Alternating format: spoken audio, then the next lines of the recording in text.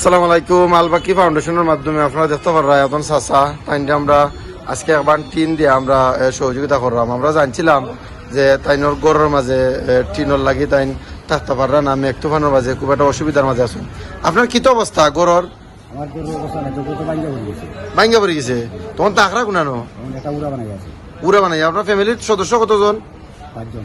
আসসালামু আলাইকুম রহমতুল্লাহ বরকাতুহু। আলবাকি ফাউন্ডেশনের সকল সদস্যদের জানাই আমার তৃতীয়ার শুভেচ্ছা এবং যারা দিচ্ছেন এরা আল্লাহ এরা উত্তম দাদা দিতা এন খুব গরিব এবং অসহায় মানুষ, এর লাগে আমরা এনার পাশে আপনারা যারা দাঁড়াইছেন এবং আমরা আপনার মাধ্যমে যারা দিতাম পারছি আপনারা ধন্যবাদ।